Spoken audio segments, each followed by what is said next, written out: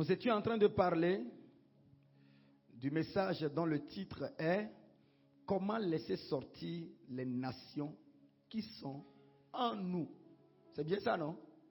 Nous avions commencé par parler de cette série-là, « Comment laisser sortir les nations qui sont en nous ». Et nous avions vu dans un premier temps que quand Dieu nous voit, Dieu ne voit pas un individu, mais Dieu voit une nation.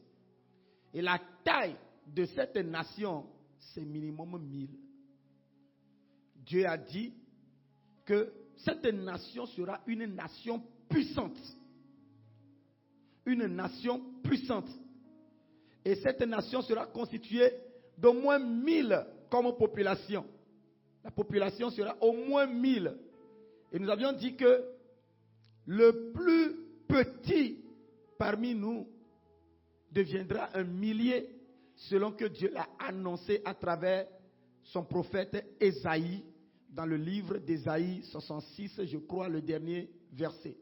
Le plus petit, 60, le dernier verset, le plus petit deviendra un millier et le moindre une nation puissante. Autrement dit, le plus paresseux au milieu de nous doit pouvoir engendrer 1000 brebis.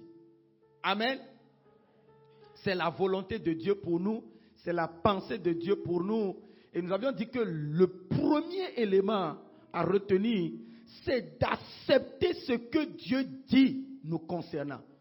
C'est d'être conscient que voilà le plan de Dieu pour nous. Dieu l'a dit. C'est parce qu'il est capable de l'accomplir à travers nous qu'il l'a annoncé. Point numéro 1, nous devons être conscients que nous sommes une nation. Des nations sont à l'intérieur de nous et Dieu veut les voir sortir.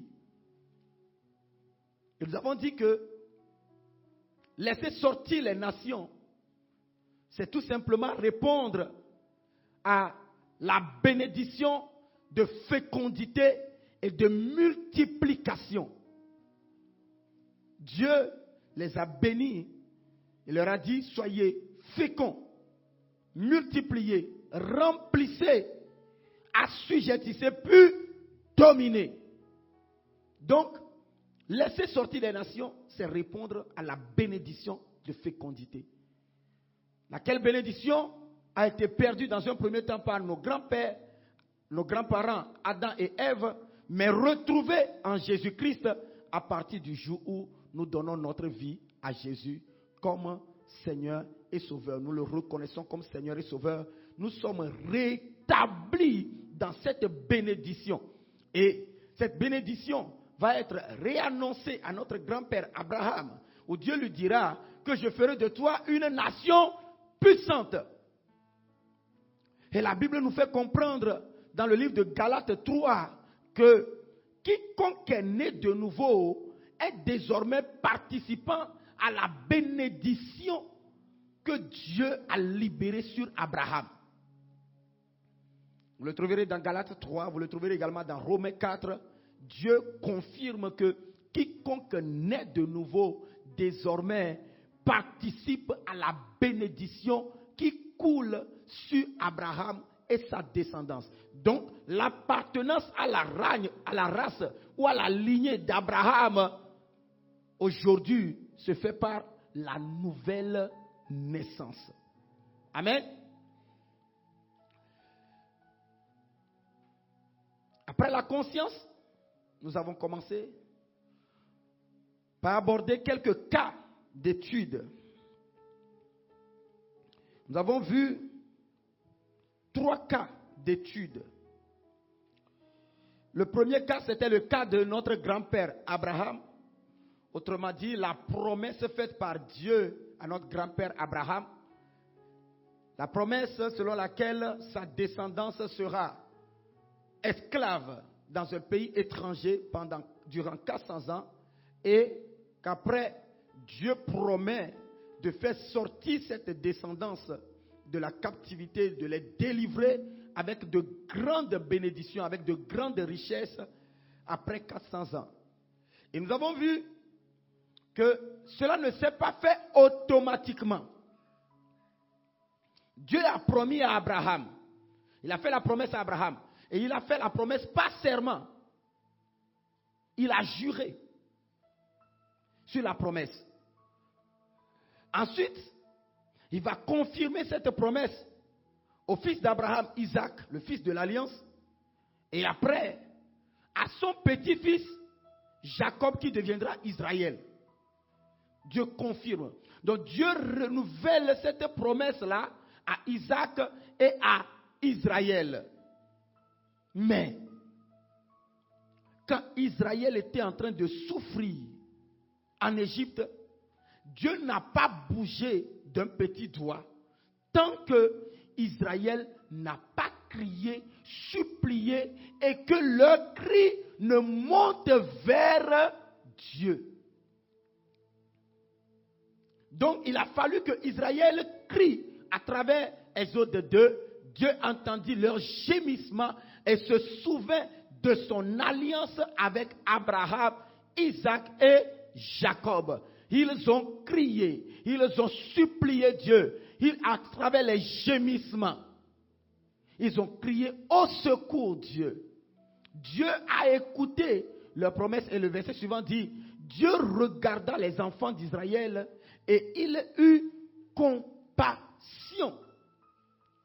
Donc, ce n'est pas leur cri, leur gémissement que Dieu s'est souvenu de la promesse.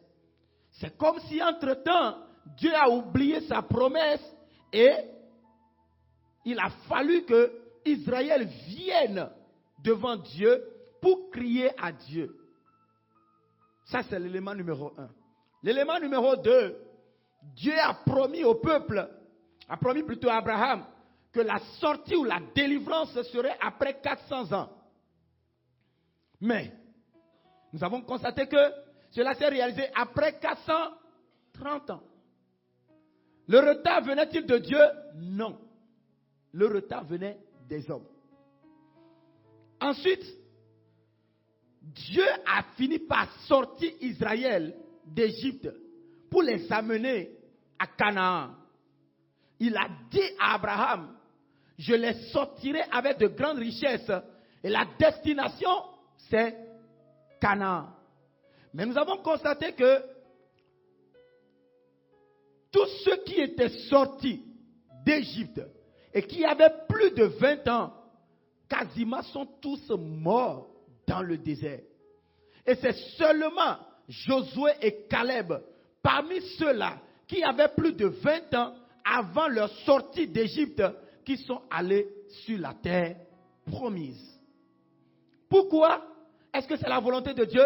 Non. Parce que quoi? Dans le désert, à un moment, Dieu les a fait subir des épreuves auxquelles ils ont échoué. Et la Bible nous renseigne qu'il y avait un chemin qui pouvait quitter l'Égypte pour aller à Canaan en 11 jours. Mais Dieu, pour les humilier, pour les éprouver, et pour voir si leur cœur était attaché à lui, Dieu a préféré leur faire passer par le désert. Et dans le désert, ils n'ont pas validé les unités de valeur. Ah oui, le LMD spirituel.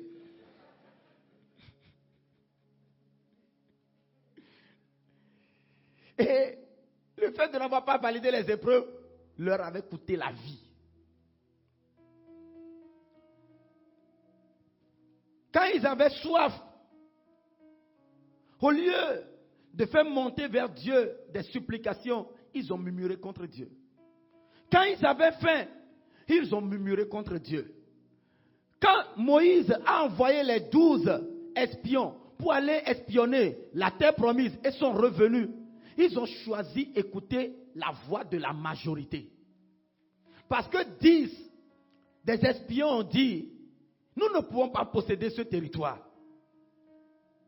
Je veux te dire ce matin que la voix de la majorité n'est pas forcément la voix de la vérité.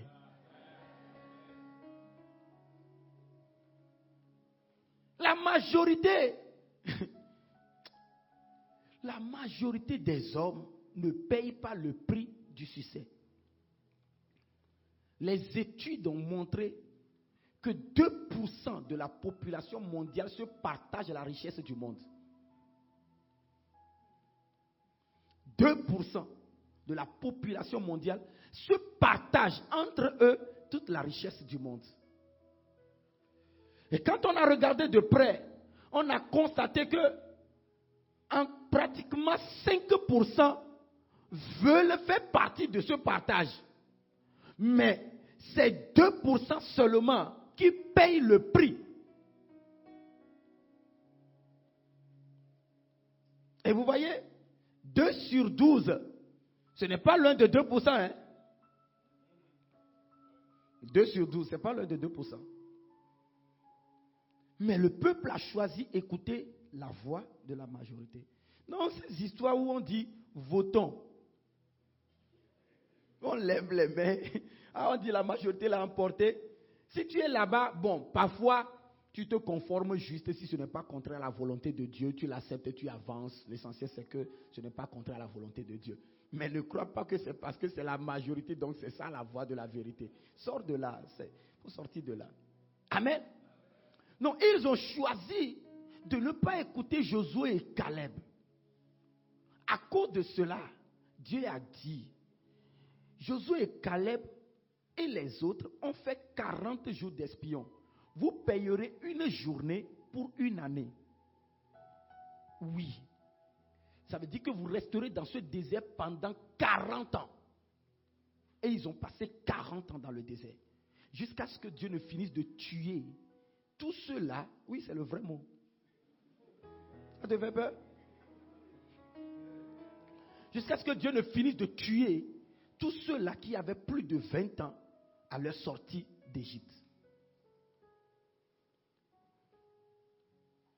Alors, leur désobéissance leur avait coûté la vie. Nous avons sorti 3 points de la promesse que Dieu a faite à Abraham. Et nous avons constaté dans un premier temps qu'il a fallu que le peuple crie. Dans un second temps, la non-préparation de Moïse a créé le retard. Et troisième élément, le fait qu'ils n'ont pas gardé leur cœur attaché à Dieu va être un élément qui va jouer contre eux. Et là, quelqu'un pouvait dire, mais comment se fait-il que Dieu a dit que quand ils sortiront d'Égypte, la destination c'est Canaan, mais pourquoi cette grande majorité n'a pas pu atteindre la terre de Canaan? Il y a eu leur désobéissance qui a joué. Nous avons pris un deuxième cas d'étude. Deuxième cas d'étude, il s'agit toujours du peuple d'Israël. Et nous avons vu que le peuple d'Israël, après avoir possédé la terre promise et arrivé à Jérusalem, ils ont fini par bâtir la ville de Jérusalem, construire le temple et jouissant très bien, ils ont oublié Dieu. Et leur péché, abomination devant Dieu ont fait que Dieu va révéler à Jérémie, son prophète, que ce peuple-là, moi-même je vais susciter des adversaires qui viendront les gagner et déporter les vaillants hommes du peuple-là en captivité. Et la ruine sera le partage de Jérusalem. Et c'est ainsi que Daniel et ses amis et plusieurs autres hommes très vaillants vont être déportés de Jérusalem et vont devenir des esclaves à Babylone. La prophétie, ce que Dieu a annoncé à son ami Jérémie, au prophète Jérémie, c'est que cela va durer juste 70 ans. Mais Daniel, qui sculpte un peu les Écritures, va constater que les 70 ans sont passés, mais rien ne se pointe à l'horizon concernant leur sortie, leur libération. Alors, il décide d'aller dans la face de Dieu. Bien-aimés frères et sœurs, lorsque les situations se tournent en ta défaveur, vers qui tu tournes les regards. Lorsque les situations ne sont pas en ta faveur, vers qui tu tournes les yeux. Cherches-tu des stratégies humaines ou bien cherches-tu des hommes qui peuvent te connecter à d'autres hommes? La Bible déclare que Daniel, lui, a cherché la face du Seigneur.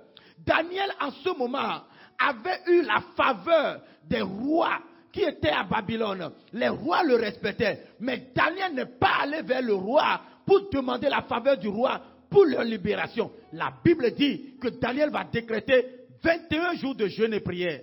3 semaines de jeûne et prière. Pour aller dans la face du Seigneur. Pour dire, Seigneur, qu'est-ce qui ne va pas? Il n'est pas allé devant Dieu pour dire, Seigneur, il faut que je quitte ce pays. Non, non. Ce n'était pas le sujet de son intercession.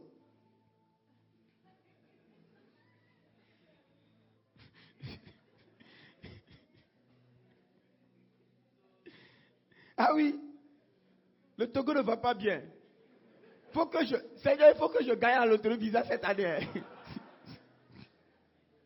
Il faut que je gagne à l'autre visa cette année. Seigneur, toi-même tu vois le pays. Hein? Non. Au moins dis, il faut que ma génération gagne. Là, le Seigneur comprend que tu reconnais quand même que tu es enfant d'un père et dont tu as des frères et des sœurs. Mais là, Daniel est allé devant Dieu. Vous savez, Daniel, tout était contre Daniel pour que Daniel soit quelqu'un de très réservé, quelqu'un qui vit le rejet, quelqu'un qui ne s'intéresse plus du tout à la vie. Parce que Daniel était l'ami de Dieu. Quand l'ange est venu vers Daniel, l'ange a dit à Daniel, bien-aimé de Dieu. Ça veut dire que au milieu de ce peuple-là qui a été déporté, il y avait quand même des hommes et des femmes qui honoraient Dieu. Mais à cause du péché des pères, Dieu a décidé de punir toute la nation. Daniel, ami de Dieu, s'est retrouvé en captivité. Et qu'est-ce que Daniel va subir de l'autre côté? Daniel va devenir eunuque. Ça veut dire quoi un eunuque? C'est quoi un eunuque? Quelqu'un qui a été dépossédé de ses facultés sexuelles. Ah oui, castré. Parce qu'il doit être sur la cour du roi. Il y a des femmes, de très belles femmes sur la cour du roi. Hein. Donc pour travailler sur la cour du roi, mais mon gars, c'est pas... Parce que parfois le roi n'arrive pas à les réviser tous. Donc si tu es un jeune homme, on te laisse dans toutes tes facultés. Non, en fait, ce n'est pas toi, ce sont les femmes là qui vont venir vers toi. Alors, Daniel va être dépossédé de ses facultés sexuelles. C'est pour ça que tu n'as pas appris. Les Écritures parlaient des enfants de Daniel, ni de sa femme. Mais Daniel, dans cette position, a choisi toujours de veiller à l'accomplissement du plan de Dieu. Après 70 ans, la situation n'a pas changé. Daniel est allé devant Dieu. Daniel a posé des questions à Dieu. Et laisse-moi te dire que quand Daniel a commencé par intercéder, il a décrété 3 semaines de jeûne et prière. Dès le premier jour, la Bible nous renseigne que sa prière a été exaucée. Parce que c'est un bien-aimé de Dieu. Alors je veux te dire que quand les bien-aimés de Dieu parlent à Dieu, Dieu ne résiste pas. Dieu ne prend pas du temps avec ses bien-aimés. Dieu ne prend pas plaisir à regarder ses bien-aimés souffrir. Mais il y a un principe, le bien-aimé doit venir devant Dieu avec le sujet. Daniel était bien-aimé de Dieu, mais il a fallu qu'il aille devant Dieu avec le sujet. Et quand il est allé devant Dieu, la Bible dit, dès le premier jour, l'instruction qui doit permettre la libération, la délivrance du peuple a été donnée à l'ange Gabriel pour venir vers Daniel. Et quand l'ange venait, l'ange va rapporter à Daniel plus tard, c'est le 24e jour que l'ange est arrivé. Pourquoi? L'ange va décrire à Daniel que quand je venais, les démons qui contrôlent le royaume de Perse m'ont résisté. Ils m'ont bloqué pendant 21 jours. Il a fallu l'intervention de l'archange Michael. Et pourquoi? Si Daniel avait arrêté son intercession, entre-temps, comme ton voisin le fait souvent, ta situation professionnelle ne change pas. Et tu as décidé à porter ce dossier devant Dieu. 6 mois après, tu ne trouves pas de solution. Et après, tu dis, je suis fatigué. Ah, vraiment, je suis fatigué. Je ne sais plus comment je vais prier. Hey! Hey! Bien-aimé, l'intercession doit aller jusqu'au bout. Parce que la situation finira par se retourner en ta faveur. Tu ne dois pas baisser les bras. Daniel a persévéré dans son intercession. Et la Bible dit que l'archange Michael va venir au secours de l'ange Gabriel avant qu'il ne soit libéré. Bien aimé, cette histoire nous apprend tout simplement que nous sommes nombreux à qui Dieu a déjà accordé des faveurs, dont il y a des hommes forts qui se sont interposés entre nous et notre faveur. Il y a des gens subtilement qui se mettent en embuscade entre nous et notre bénédiction. Qui disent, ah, lui il a étudié, il a obtenu ce diplôme-là. En fait, quand on a ce diplôme dans cette famille, on adore ce vaudou-là avant d'être béni financièrement, avant de trouver un certain type de travail. Mais lui, il a obtenu le même diplôme. Et il ne veut pas adorer les vaudous de cette famille. Non, non, il n'ira pas. Pourquoi? Parce que tu as refusé d'adorer les vaudous. Parce que tu as refusé de faire des sacrifices. Parce que tu as refusé de contribuer à leur cérémonie familiale. Ils disent non, personne ne peut atteindre ce niveau-là sans qu'il ne vienne fléchir les genoux devant nous. Dieu t'a accordé la faveur. Mais il y a des hommes forts de ta famille qui s'interposent sur le chemin pour dire non. Ça ne va pas s'accomplir. Il faut qu'ils viennent devant nous, se prosterner. En réalité, il faut qu'ils viennent nous donner une partie de sa vie. Parce que eux, ils ont besoin de créer un entrepôt de richesse. Parce qu'il y en a qui viennent vers eux pour faire des sacrifices très élevés. Ils ont besoin de cet entrepôt-là dans lequel ils viendront puiser pour donner à ceux qui viennent faire les sacrifices forts et puissants. Alors, Daniel va obtenir exaucement et par la suite, le peuple sera libéré. Bien-aimé, Dieu a prévu que la captivité va durer 70 ans. Mais après les 70 ans, il a fallu qu'un homme se lève. 3e cas d'étude. Nous avons vu comment Dieu s'est fâché contre Israël dans le désert. Et Dieu a décidé de les tuer tous et d'engendrer à travers Moïse une nouvelle nation. Mais la Bible nous renseigne que Moïse va dire à Dieu non. C'est Exode 32.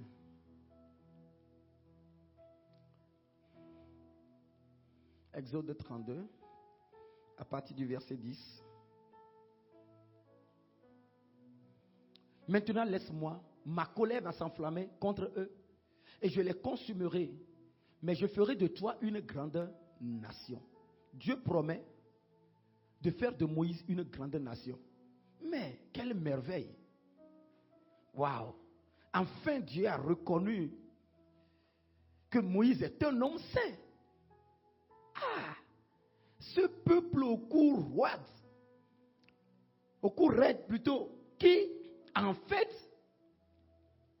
s'oppose à l'Éternel, qui ne reconnaissait pas l'autorité de Moïse, qui rejette Moïse régulièrement. Enfin, Dieu a compris que ce peuple ne mérite pas son attention. Et que c'est David, et c'est Moïse. Moïse est ni noir, quoi. À partir de maintenant, je serai le point de départ d'une nation. C'est ce que Dieu lui a dit indirectement. Mais la Bible dit, Moïse implora l'Éternel, son Dieu, et dit, pourquoi, ô Éternel, ta colère s'enflammerait-elle contre ton peuple que tu as fait sortir du pays d'Égypte par une grande puissance et par une main forte? Pourquoi les Égyptiens diraient-ils, c'est pour leur malheur qu'il les a fait sortir, c'est pour les tuer dans les montagnes et pour les exterminer de dessus de la terre? Reviens de l'ardeur de ta colère et répands-toi du mal que tu veux faire à ton peuple. Moïse a parlé à Dieu comme si c'était son égal. Et je voudrais te dire que Dieu nous a accordé une place de valeur. Dieu nous a élevés à un niveau que nous n'imaginons pas. Il est le créateur de tout l'univers. Mais lorsque parfois, dans sa colère, il veut faire certaines choses, Dieu nous donne la possibilité de nous asseoir à la même table que lui, de discuter avec lui, de le faire raisonner. Et de lui dire, répands-toi, pour que Dieu ne se répande. Jeune homme, quel que soit ton âge, si ton papa n'a pas du respect profond pour toi, il ne peut pas te donner l'opportunité de donner des directives à l'entreprise. L'entreprise qu'il a bâtie des années durant, s'il n'a pas du respect pour toi, il ne t'aime pas et il ne voit pas que vraiment ce jeune homme-là, il va quelque part. Il est capable d'amener cette entreprise plus loin que là où je l'ai déposée. Il ne te permettra pas de lui donner des conseils. Mais c'est parce qu'il t'accorde du respect, de la valeur. Il voit ton cœur. Il sent quand même ton cœur. Et il pouvait te dire, mon fils, voici ce que nous avions fait jusqu'ici. Maintenant, c'est dans cette direction que je veux aller. Qu'est-ce que tu en penses? Dieu laisse Moïse lui parler. Pourquoi? Parce que Moïse, c'est l'ami de Dieu. Moïse s'est retiré avec Dieu pendant 40 jours. Ce que Dieu n'a plus vécu avec l'humanité, depuis que Adam et Ève ont quitté le jardin d'Éden, Dieu a vécu ça avec Moïse durant les 40 jours. 40 jours sans manger ni boire. Je ne te conseille pas ce jeûne.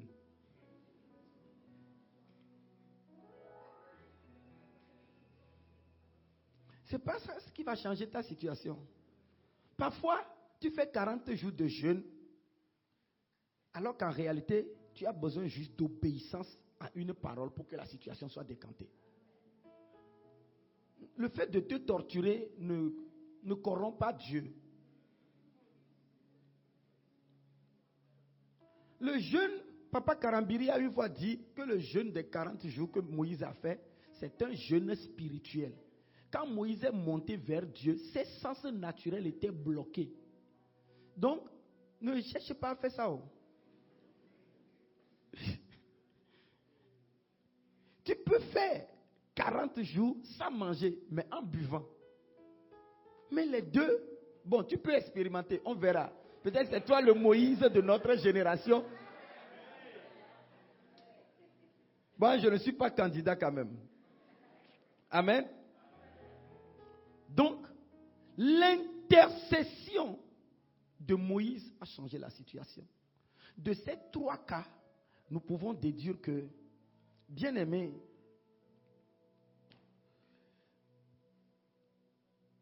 ce n'est pas parce que Dieu a un plan pour toi que ce plan s'exécute systématiquement.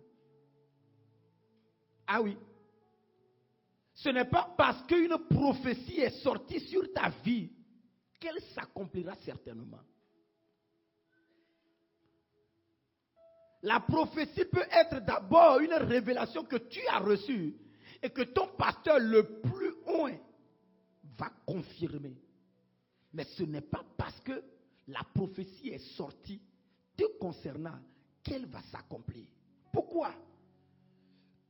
Dieu n'a-t-il pas dit qu'après 400 ans, il va les sortir? Est-ce que Dieu a réagi? Il a fallu l'intercession. Dieu n'a-t-il pas dit, après 70 ans, il va les sortir de Babylone? Après 70 ans, est-ce que Dieu a réagi? Non, il a fallu qu'un homme se lève. Dieu n'a-t-il pas dit qu'il va détruire le peuple? Après l'intercession de Moïse, Dieu n'avait pas dit de changer sa position. La Bible dit au verset suivant que Dieu a changé de décision.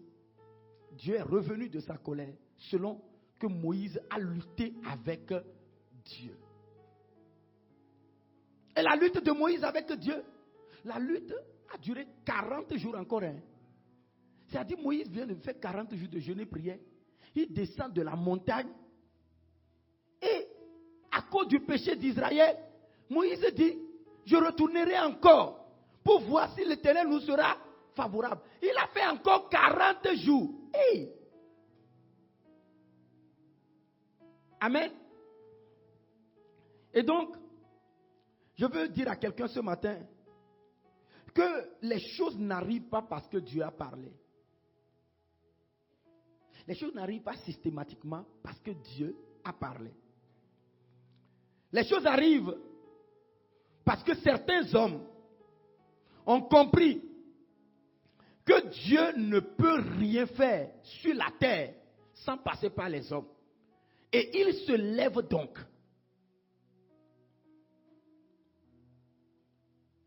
Les choses n'arrivent pas parce que Dieu les a annoncées. Ce n'est pas parce que Dieu a annoncé cela qu'elle va s'accomplir certainement. Si tu ne fais pas attention, tu risques de quitter la terre. C'est ton petit-fils qui va vivre ça.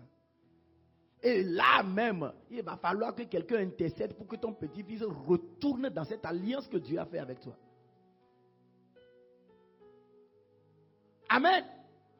Les choses arrivent parce que les hommes ont compris que Dieu a dit dans le psaume 115, le verset 16, que les cieux sont les cieux de l'Éternel, mais il a donné la terre au Fils de l'homme.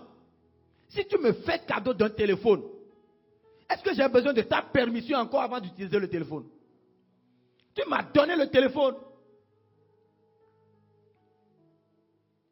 C'est pourquoi je veux dire à quelqu'un ce matin, fais attention. Les cadeaux qu'on te fait, tu ne l'as pas senti. Et surtout dans la suite, on vient te poser la question, tu as utilisé le cadeau? Ça cache quoi?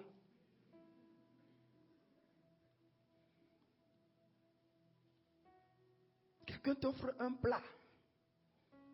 Dis, à la pause, j'étais allé au restaurant, donc j'ai pris aussi un plat pour toi.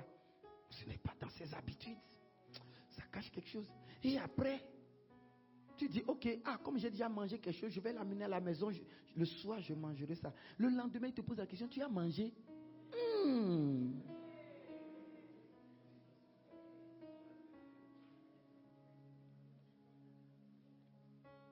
Que Dieu t'accorde la grâce, effectivement, de déjouer ses plans. Bien-aimés frères et sœurs, Dieu a parlé ne veut pas dire que cela va s'accomplir systématiquement. Dieu a parlé, mais il faut que des hommes se lèvent. Il faut que des hommes comprennent que Dieu a parlé, mais Dieu a besoin des partenaires sur la terre. Il a donné la terre au Fils de l'homme. Il a fait don de la terre. Maintenant aux hommes, en jouissant de la terre et de tout ce qui est sur la terre, quand ils rencontrent des difficultés, Dieu sait qu'ils rencontreront des difficultés. Et Dieu leur dit, si vous avez des difficultés, revenez vers moi. Revenez vers moi. Et quand vous revenez vers Dieu, c'est à partir de là que vous invitez Dieu dans vos affaires. Amen.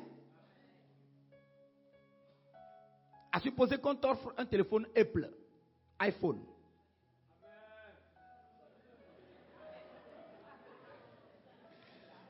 Et toi, tu avais toujours utilisé les Android, tu ne sais pas ce qu'on appelle iCloud.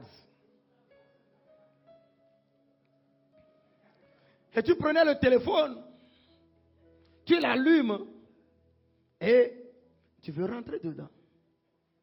Tu n'as pas d'iCloud. Tu n'as pas créé d'iCloud. Le téléphone sera là, tu seras en train de le regarder. Et le petit technicien du quartier, après ça, le pire, il va utiliser son propre iCloud pour pirater ton téléphone plus tard. Et il va te faire croire comme s'il a fait quelque chose d'extraordinaire. Mais la personne qui t'a offert le iPhone, tu peux aller vers la personne pour dire, ah, je l'ai allumé, c'est allumé, mais pour pouvoir commencer l'utilisation, j'ai des difficultés. Peux-tu m'aider? Et là, la personne t'aide. Amen. En tout cas, je sais quand même que pour t'offrir un téléphone iPhone, ce n'est pas quelqu'un qui ne connaît rien sur iPhone qui t'offrira un téléphone iPhone. Alléluia. Les nations ne peuvent être enfantées sans l'intercession. C'est mon point ce matin. Les nations ne peuvent être enfantées sans intercession. Nous pouvons beau prêcher Matthieu 28, le verset 19. Allez, faites de toutes les nations des disciples. Les enseignants. Quoi? Voilà. Allez, faites de toutes les nations des disciples, les baptisant au nom du Père, du Fils et du Saint-Esprit. La suite.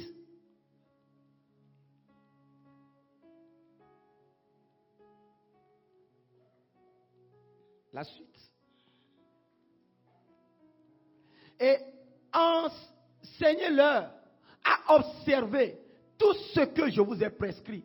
Et voici, je suis avec vous tous les jours jusqu'à la fin des temps. Ailleurs, d'autres, Dieu dit que sa volonté, c'est que tous les hommes soient sauvés et que ces hommes parviennent à être affermis dans le Christ. Mais regardez ce qui est dit dans Ésaïe 66, le verset 8. Qui a jamais entendu pareille chose? Qui a jamais vu rien de semblable? Un pays peut-il naître en un jour? La nation que tu es, est-ce qu'elle peut être bâtie en une journée? On ne peut pas bâtir une nation en une journée. Une nation se bâtit par un processus. Pose la question à ton grand-père par rapport à la construction de votre village. Comment votre village s'est bâti? Si ton grand-père connaît l'histoire, il te dira non mais il y avait que, à telle époque, il y avait que cette case-là et celle-là. Et c'est au fur et à mesure que nous avons continué par nous multiplier. Et d'autres sont venus d'ailleurs, on leur a donné la place à nos côtés, que progressivement le village s'est agrandi. Ce n'est pas en une journée. Bien-aimés, les nations ne peuvent pas être enfantées sans l'intercession. Pour ton information, je voudrais te rappeler que si toi tu ne le sais pas, le meilleur bien que tu feras à quelqu'un, ce n'est pas de le guérir. Ce n'est pas de lui trouver le travail le plus rémunérant que possible. Ce n'est pas de l'aider à se marier. Si toi tu ne le sais pas, le diable le sait. Parce que le diable est capable de faire ces choses aussi. Le diable aussi peut guérir. Le diable peut donner un travail. Le diable peut pousser dans un mariage pour t'égorger. Amen. Je voudrais simplement te dire que le diable sait que le meilleur bien que tu peux faire à un être humain sur la terre, c'est de le gagner à Christ et de l'aider à être affermi dans le Christ. Et donc, l'une des choses qu'il combat plus dans la vie d'un homme, c'est qu'il soit né de nouveau et qu'il soit bâti dans le Seigneur. C'est-à-dire naître de nouveau et affermi dans le Seigneur. C'est pour ça que je peux t'assurer, la résistance que tu as dans tes membres à ouvrir ta bouche pour annoncer l'évangile, à sortir de chez toi pour aller parler aux autres, ce n'est pas naturel. Ce n'est pas ta paresse simplement. Je peux t'assurer, le diable déploie tellement de lourdeur dans l'atmosphère pour combattre ce projet.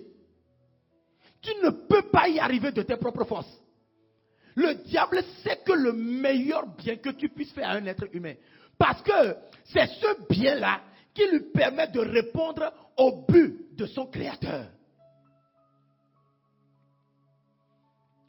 Quand il naît de nouveau et qu'il est affermi dans le Seigneur, il devient éligible pour accomplir le but. Et c'est en accomplissant le but qu'on jouit de la vraie paix, de la vraie joie, du vrai amour. Parce que la prospérité, le mariage, qui ne vient pas de Dieu, on est dedans, mais on souffre.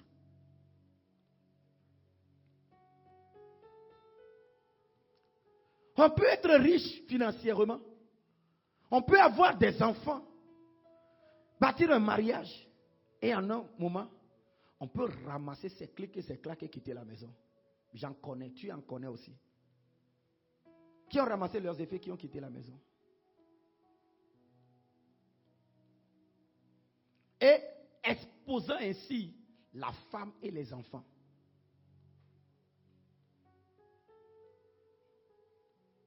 Bien-aimés frères et sœurs, sans l'intercession, toi et moi, nous ne pouvons pas enfanter les nations que Dieu a mis au-dedans de nous. Et je vais aller plus loin en disant à quelqu'un ce matin, toutes les promesses de Dieu à ton sujet, ou toutes les promesses que Dieu t'a faites, deviennent pour toi des sujets d'intercession.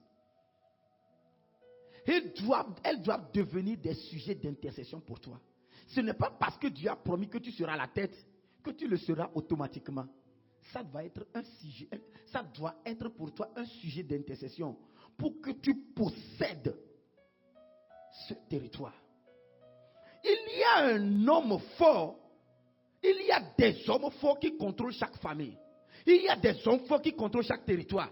Il y a des hommes forts qui contrôlent chaque sphère d'activité. Regardez simplement les artistes gospel.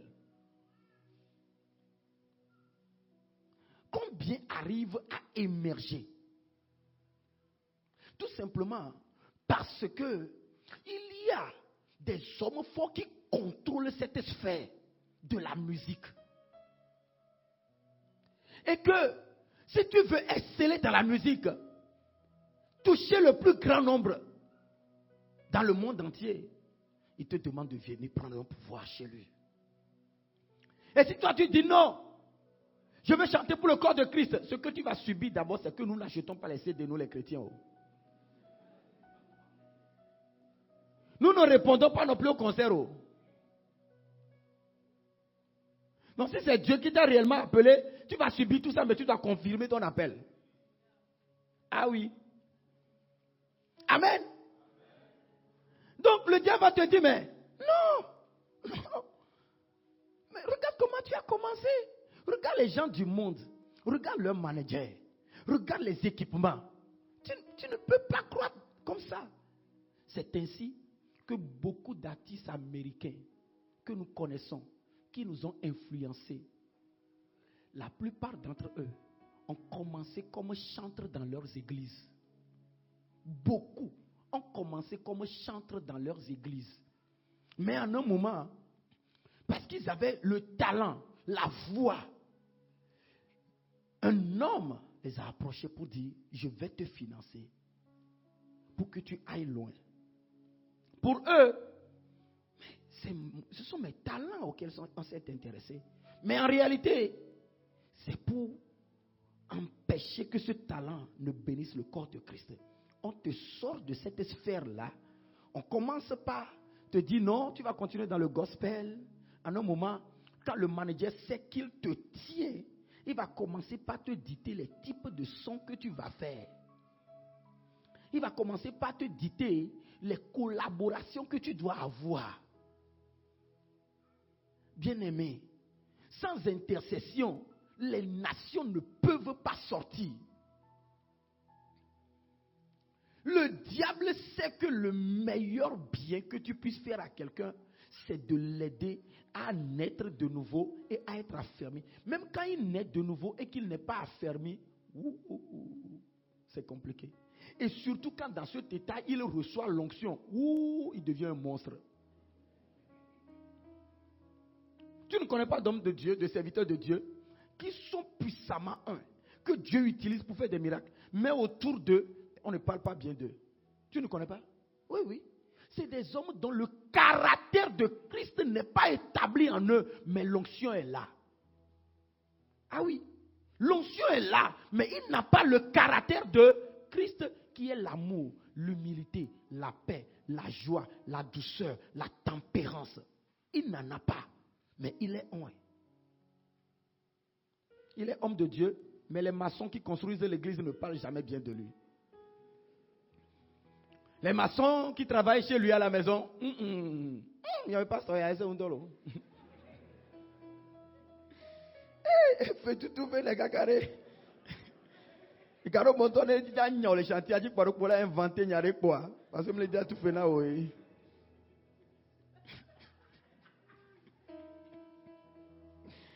Et que Dieu te bénisse.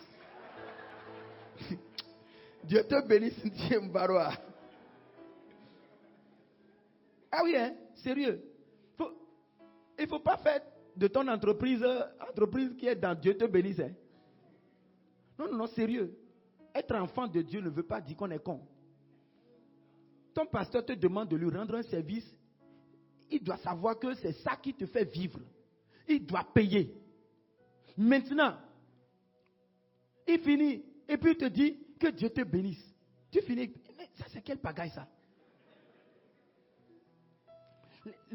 Il pouvait quand même demander une faveur. Ah, j'avais prévu de te payer à tel moment, mais s'il te plaît, j'ai eu des imprévus, donc je vais payer à tel moment.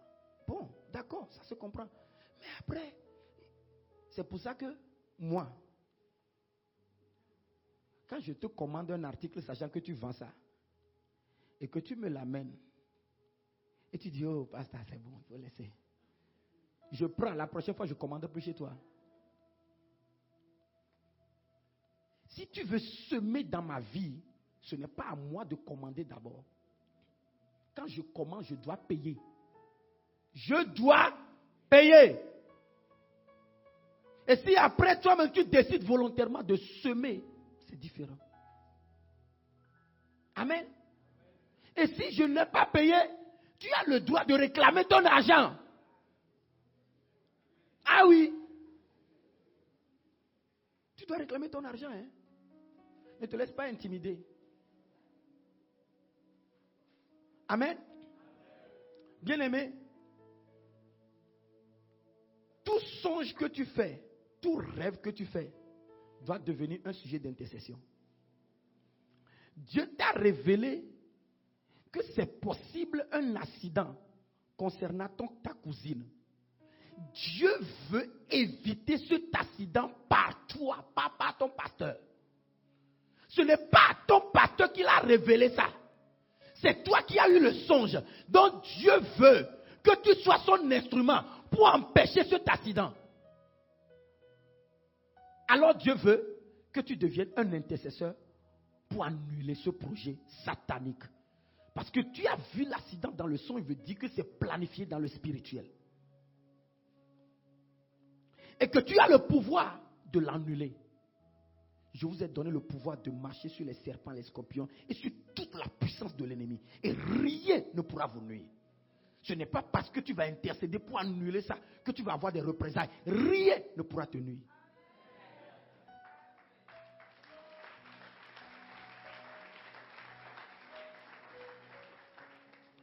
Bien-aimés frères et sœurs,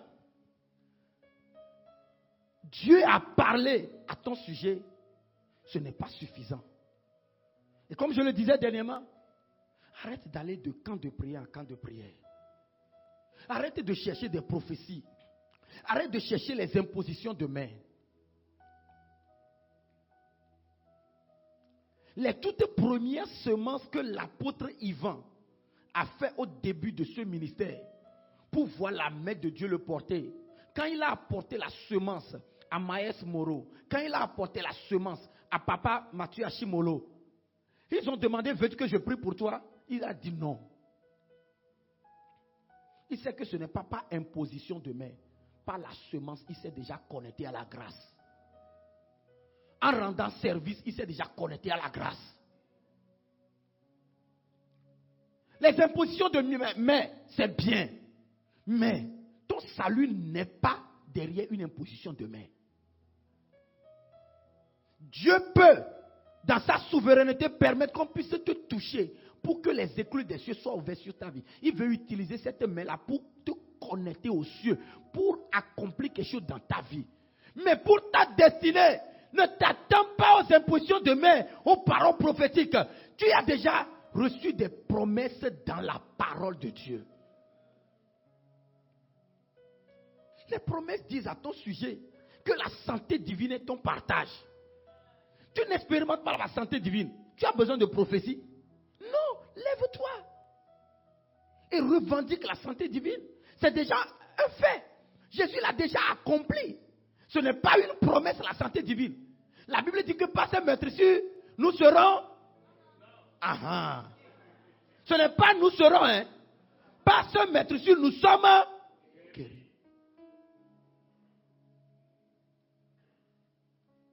Par ces meurtrissures, et c'est par ces meurtrissures que nous sommes guéris. Nous sommes guéris. Spirituellement, nous avons la guérison divine. Nous devons revendiquer. Nous devons permettre le téléchargement de l'esprit vers l'âme et le corps. Nous devons activer le téléchargement. Amen. Les intercesseurs sont ceux qui se tiennent entre les hommes et Dieu, poussant Dieu à bénir l'homme ou à ne pas faire descendre sur l'homme une punition méritée.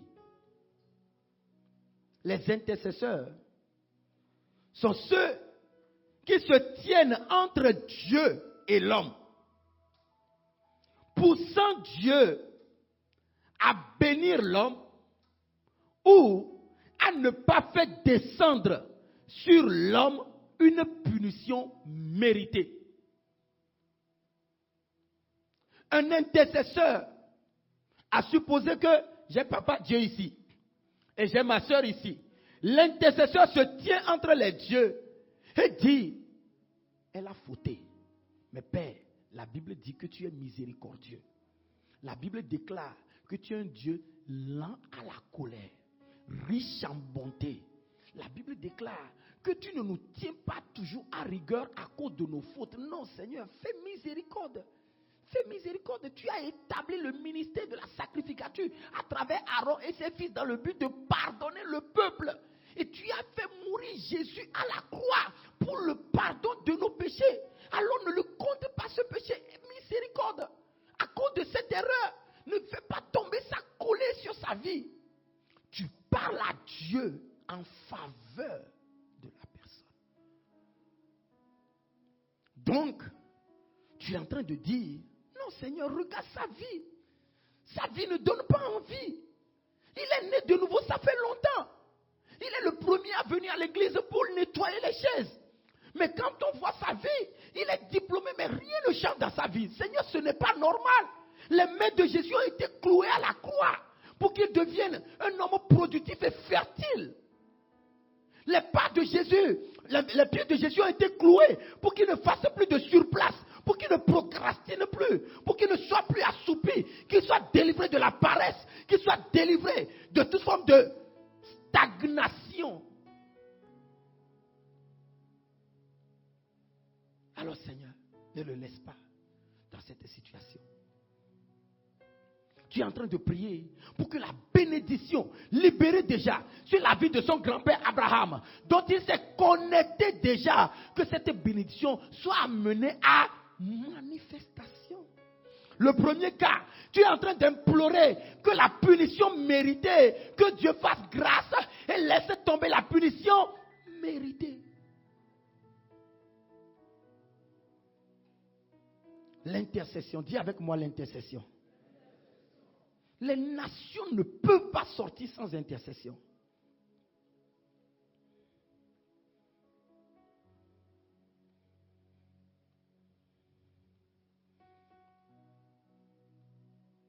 Bien-aimés frères et sœurs,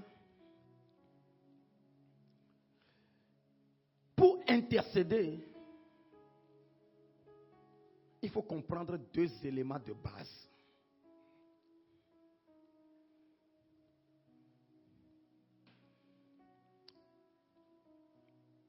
Dans un premier temps, si nous allons dans Matthieu 6, le verset 10. Matthieu 6, le verset 10.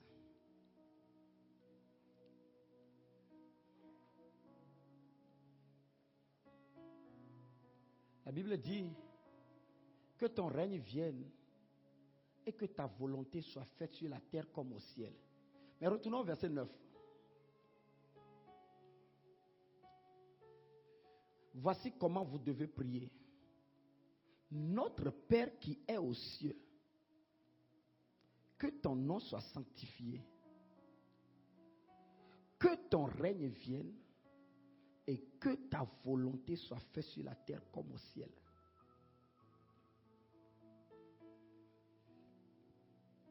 Pendant longtemps, certains parmi nous, nous avons récité ça, sans connaître la vraie volonté de Dieu. Maintenant, si à ce stade, avec tout ce que tu reçois aujourd'hui comme lumière, tu ne cherches pas à connaître les volontés de Dieu concernant l'être humain, d'abord, tu es en danger. Et l'une des volontés de Dieu, c'est que Dieu nous a bénis de fécondité. Dieu est venu par Jésus, nous a choisis, nous a établis, afin que nous allions et que nous portions du fruit et que notre fruit demeure. Une autre manière de nous réexpliquer la bénédiction de la fécondité par le Fils. Maintenant, Paul va dire à Timothée, dans 1 Timothée 2, le verset 4, que la volonté de Dieu, c'est que les hommes soient sauvés et parviennent à la connaissance de Christ ou de la vérité. La vérité, c'est Christ. La volonté de Dieu, c'est que les hommes soient sauvés. La volonté de Dieu, c'est que les malades soient guéris. La volonté de Dieu, c'est que les captifs soient délivrés. La volonté de Dieu, c'est que les opprimés soient libérés. La volonté de Dieu, c'est que les déprimés puissent retrouver leur vie. La volonté de Dieu, c'est que à la tête des nations, il y ait des hommes qui respectent ses instructions. La volonté de Dieu, c'est que les villes soient bénies à cause des paroles de bénédiction. La volonté de Dieu, c'est que les hommes renoncent à la vaine manière de vivre hier. Il y a tellement de points concernant la volonté de Dieu. Jésus dit, quand vous priez, dites que ta volonté soit faite sur la terre comme au ciel. Laquelle? Ou bien lesquelles? Tu les connais? Est-ce que tu en fais mention? L'une des volontés, c'est le salut des âmes. L'autre volonté, c'est leur délivrance. L'autre volonté, c'est leur guérison. Il y a des gens dans ta famille qui sont frappés de folie. Ça ne te dit rien. Frappés de folie, ça ne te dit rien. La volonté de Dieu, c'est qu'il soit dans la folie? Non, jamais. Sinon, Jésus ne ferait pas ce trajet pour aller délivrer le fou de Gadara. Il a fait le trajet, prenant la barque, traversant la mer, jusqu'à aller derrière pour aller sauver un homme et repartir. Un fou. La volonté de Dieu, c'est que tous ceux qui sont frappés par la folie retrouvent leur bon sens. Et qu'ils deviennent des évangélistes, comme cet homme de Gadara, qui est allé dans la Décapole annonçant l'évangile à 10 villes.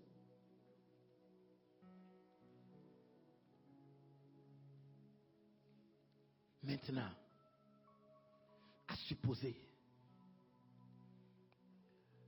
que tu as un enfant et que l'enfant a grandi. Et le travail que tu fais, tu as pris le temps de l'exercer, de l'entraîner et qu'il comprenne ce travail-là. Il a commencé par exercer ça. Et qu'en un moment, tu constates qu'il ne se préoccupe pas du tout du développement de la société ou de ton entreprise. Alors que c'est pour eux que tu as bâti cette entreprise. Tu es en train de leur laisser ça comme héritage. Mais à un moment, tu constates qu'ils s'en fichent. Comment tu vas te sentir? Ils ne s'intéressent pas. Ils ne s'intéressent pas à l'entreprise. Pas qu'il fait autre chose. Hein? Non, mais ils ne s'intéressent pas à l'entreprise. Est-ce que tu sais que c'est ce que nous faisons quand nous ne portons pas les fardeaux de Dieu dans la prière? Notre Père, la prière commence par notre Père. D'un Père, on reçoit un héritage. Et là, le Père dit, voici mes fardeaux. Tu refuses de les porter avec le Père. Es-tu un fils digne? Est-ce que tu es un fils digne? Priez, Jésus dit prier et demander que la volonté de Dieu soit faite sur la terre comme au ciel. Mais quand nous allons devant Dieu, nous faisons croire à Dieu que nous sommes le seul enfant normalement digne de lui. Ça veut dire quoi? Seigneur, mon travail. Seigneur, mon mariage. Ma promotion. Mes enfants. Et donc, en agissant ainsi, tu ne penses pas aux frères et sœurs. En agissant ainsi, tu ne penses pas au salut des autres âmes. En agissant ainsi, les malades autour de toi ne t'intéressent pas, alors que c'est le fardeau de Dieu. Bien-aimés, c'est ainsi que nous sommes devenus des égoïstes, des orgueilleux devant Dieu. Et on vient devant Dieu, on pense que parce qu'on a prié pour nos besoins seuls, on a intercédé ce matin. Et ce matin c'était fort, hein? Oui, les toits même commençaient pas à bouger par moments. Et les voisins ont senti qu'aujourd'hui j'ai prié.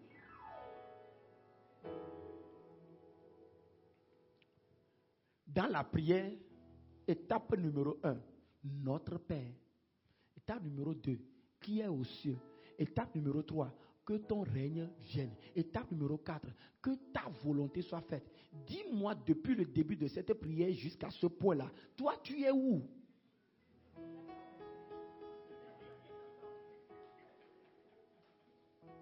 Le roi essaie de te faire comprendre que dans les 4 ou 5 premiers points de la prière, tu n'existes pas. C'est après l'accomplissement de la volonté de Dieu que toi tu viens. Donne-nous aujourd'hui. Donc tu comprends qu'en réalité, tu ne peux pas prier pour toi-même sans avoir prié pour le fardeau de Dieu.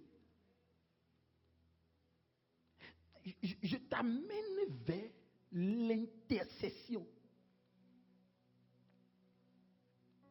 En réalité, dans la prière que Jésus nous a enseignée, la phase où on dit que ta volonté soit faite est la phase d'intercession dans la prière.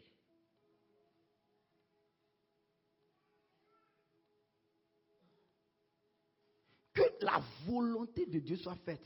En réalité, ne crois pas que parce qu'un homme est malade, que tu es en train de prier pour sa guérison, que tu es en train d'aider l'homme. Tu n'es pas l'homme. Tu es en train de prier pour la gloire de Dieu.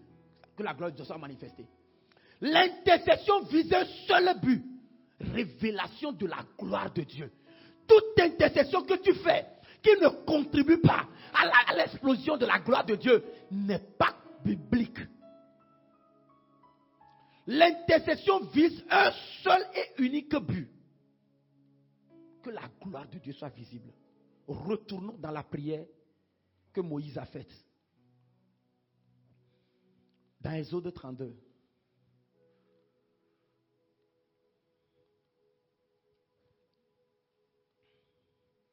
Exode 32, à partir du verset 10. Si tu lis ce passage à partir du premier verset, Dieu aussi, c'est quelqu'un. Hein? Le peuple a péché. Le peuple que Dieu est allé délivrer et a sorti d'Égypte. Dès que le peuple a péché, non, lisons. Le peuple, voyant que Moïse tardait à descendre de la montagne, s'assembla autour d'Aaron et lui dit: allons, fais-nous un Dieu qui marche devant nous. Car ce Moïse, cet homme qui nous a fait sortir du pays d'Égypte, nous ne savons ce qu'il est devenu. Aaron leur dit: ôtez les anneaux d'or qui sont aux oreilles de vos femmes, vos fils et de vos filles, et apportez-les. Aaron là, c'est un comédien. C'est cet Aaron là que Moïse a proposé à Dieu de prendre à sa place. Quand Dieu parlait à Moïse pour dire: va m'aider à sortir Israël, Moïse dit: moi je suis un bègue. Avant qu'un mot ne sorte de ma bouche, c'est très compliqué. Aaron, non, lui quand il parle l'art oratoire, il l'a vraiment. C'est cet Aaron là. Le peuple dit: Moïse ne revient plus, fais-nous un Dieu. Il n'a même pas opposé une petite résistance. C'est pourquoi je veux te dire ce matin, les handicaps dans ta vie, toi tu te focalises sur ces handicaps, mais Dieu sait ce qu'il a déposé en toi. C'est pourquoi il te dit: malgré tes handicaps, je vais t'élever, je vais accomplir ceci à travers toi. Moïse regardait à l'handicap, Dieu regardait au cœur, Dieu regardait au dépôt qu'il a fait à Moïse. Regardez Aaron là, c'est un gars comme ça. Moïse s'absente. En moins de 40 jours d'absence, le peuple lui dit: fais-nous un autre Dieu. Subitement, le gars se lève.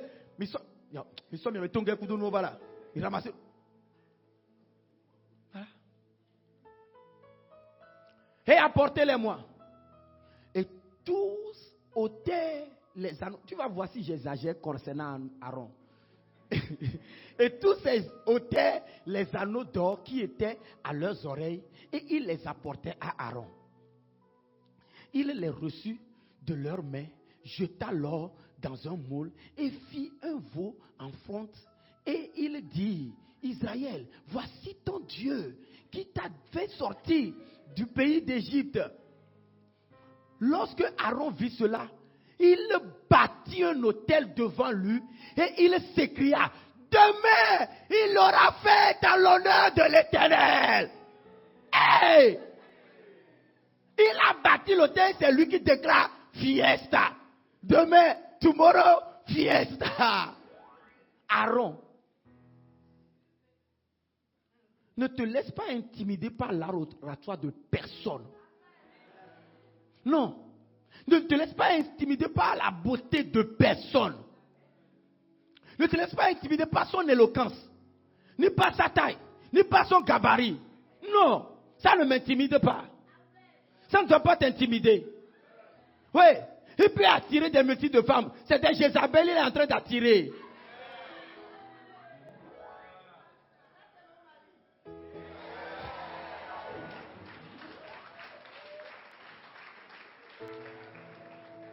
Allons au verset suivant. Ils ont fait fiesta, ils ont mangé, ils ont bu. Oui, allons encore.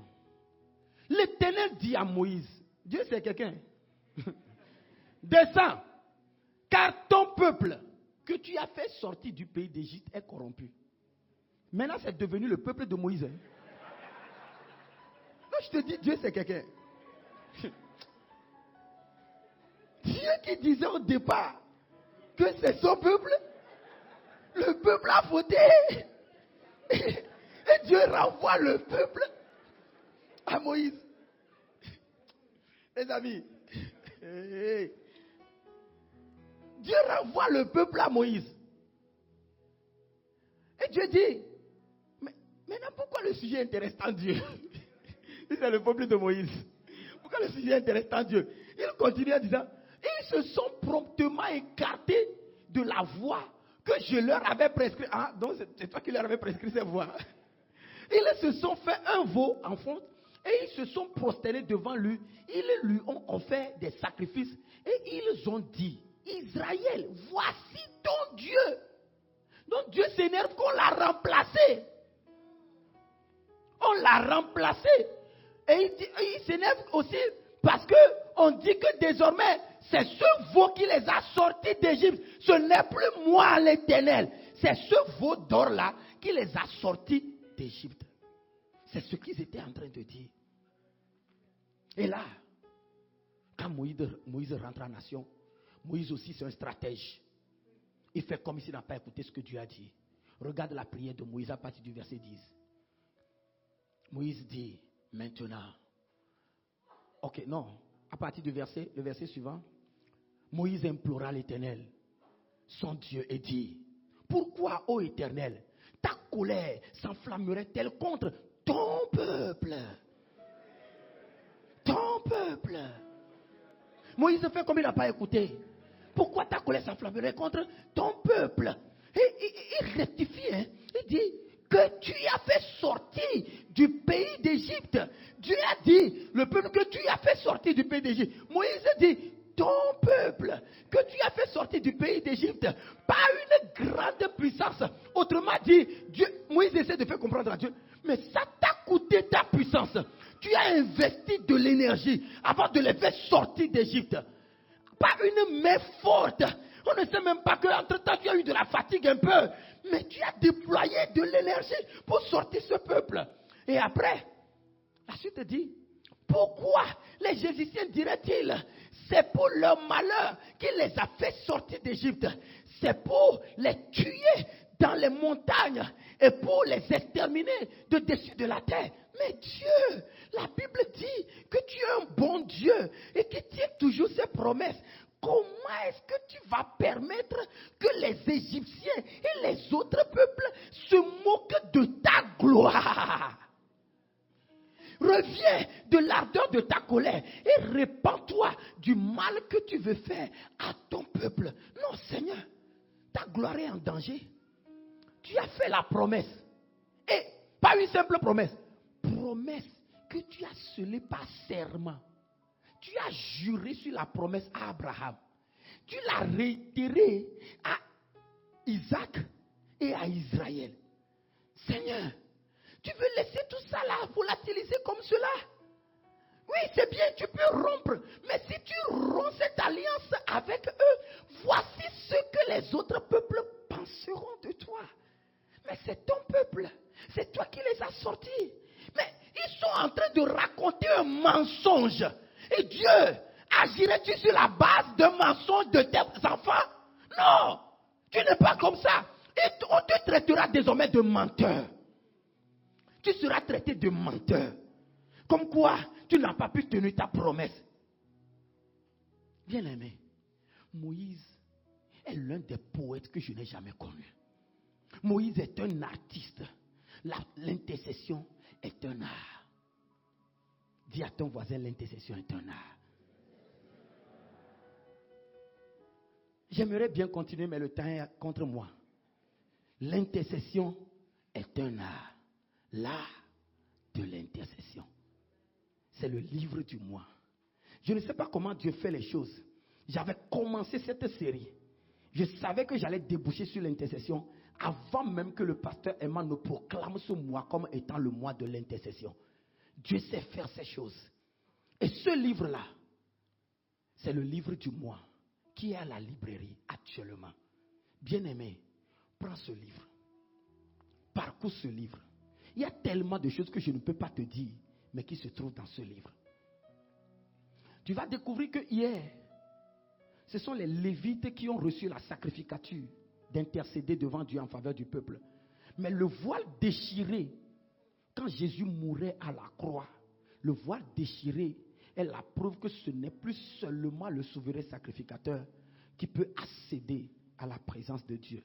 Désormais, tout le monde peut accéder à la présence de Dieu pour aller intercéder, pour aller réclamer, revendiquer l'accomplissement de la volonté de Dieu. Avant de pouvoir le faire, il faut que d'abord ton cœur soit identifié au cœur de la personne en faveur duquel tu es en train d'intercéder. Bien-aimé, il y a un cas, la Bible dit Élisée, l'enfant de cette femme sunamite-là, quand l'enfant est mort, Élisée s'est couché sur l'enfant, yeux contre yeux, bouche contre bouche, main contre main, poitrine contre poitrine. Élisée s'est identifié à l'enfant.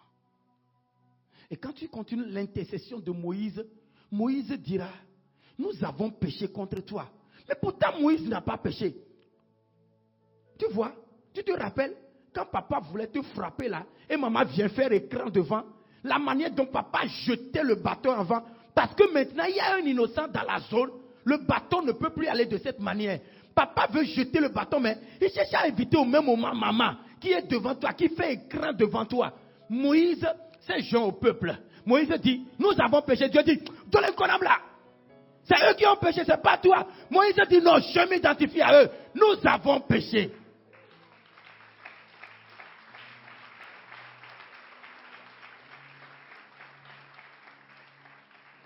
Moïse est allé jusqu'à dire à Dieu, si tu refuses de pardonner ce peuple, efface mon nom de ton livre de souvenirs. Hey! Dieu dit, je veux faire de toi le départ d'une nouvelle nation. Tu es mon ami. Moïse dit à Dieu, je renonce à ton royaume si tu ne veux pas pardonner ce peuple. Paul l'a confirmé dans Romains 9, le verset 3. Paul dit, pour mes frères de sang, je suis capable, moi, de renoncer au royaume pour qu'eux soient sauvés. Bien-aimés frères et sœurs, quand nous parlons d'intercession, c'est d'abord souffrir la douleur que la personne souffre. Jésus nous a sauvés comment? Il a quitté les cieux. Il s'est identifié à notre humanité. Ce n'est pas tout. Il s'est identifié à notre vie de péché. Ce n'est pas tout. Le péché nous a séparés d'avec Dieu. Quand il est devenu péché, la Bible dit, il a été séparé de Dieu. Et il a crié, mon Père, pourquoi m'as-tu abandonné? Jésus, avant de pouvoir nous sauver, s'est identifié à nous. Tu ne peux pas intercéder pour quelqu'un si tu ne portes pas la douleur que porte la personne. Si tu ne fais pas le transfert de cette douleur sur la personne. Et comment cela est possible? Que la compassion de Dieu devienne ta compassion. Que le cœur de Dieu soit formé en toi. C'est à cette seule condition. La manière dont Dieu voit cet enfant en train de se perdre là, c'est quand tu commences par voir cet enfant de cette manière.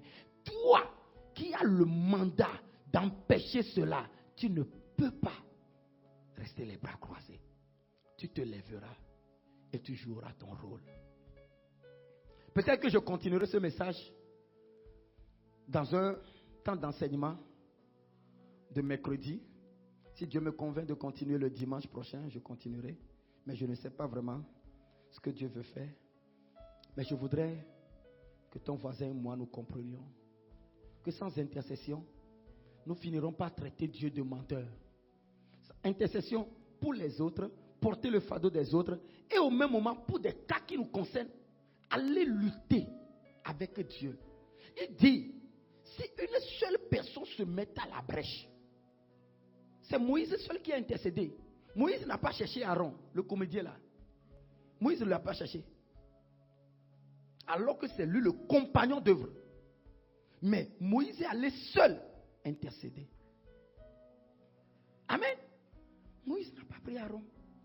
Et Dieu dit, ton intercession seule peut délivrer ta maison, peut délivrer tes parents, peut délivrer ta famille. Dieu dit que si toi, tu décides de changer la situation et que tu te tiens devant lui, la situation va changer. Bien-aimés frères et sœurs, il faut que nous nous levons pour jouer notre rôle d'intercesseur. Et l'intercession, ce n'est pas juste venir devant Dieu et commencer. C'est l'intercession qui se fait par l'Esprit, comme le dit Éphésiens 6, le verset 18. Faites par l'Esprit toutes sortes de prières et de supplications. Veillez-y avec une entière persévérance. Veillez à cela avec une entière persévérance et priez pour les saints.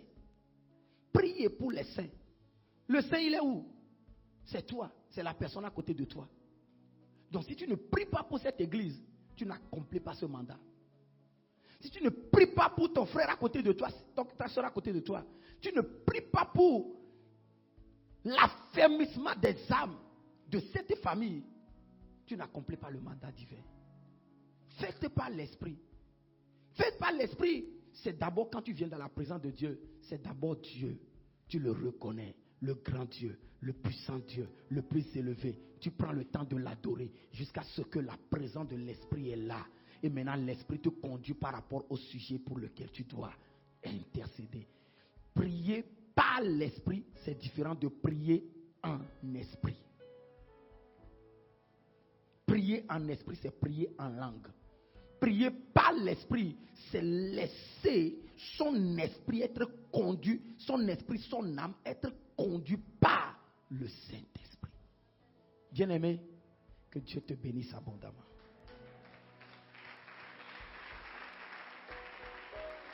Est-ce que tu peux te tenir debout en ce moment? Commence par dire simplement merci à Dieu pour cette parole qu'il t'a donnée. Commence par dire merci à Dieu. Commence par élever la voix et rendre grâce à Dieu. Commence par élever la voix et dis merci à Dieu pour la révélation de sa parole. Les nations ne peuvent sortir si nous ne devenons des intercesseurs. Les nations en nous, la nation que j'incarne, le point de départ de la nation que nous sommes, chacun de nous ne peut sortir sans intercession. Seigneur, merci pour ta parole. Merci de nous donner plus de lumière. Quand Jésus disait, quand vous voulez prier, dites notre Père, notre Père qui est aux cieux, que ton nom soit sanctifié, que ton règne vienne et que ta volonté soit faite sur la terre comme au ciel. Nous n'avons pas compris qu'il s'agit de nous lever dans l'intercession pour l'accomplissement de tes desseins. Nous n'avons pas compris qu'il s'agit de nous lever pour porter ton fardeau, identifier tes volontés, identifier les passages bibliques qui les confirment et venir devant toi pour revendiquer l'accomplissement de ces volontés. Oh Seigneur, merci pour la révélation que tu nous donnes ce matin sur ta parole. Seigneur, si réellement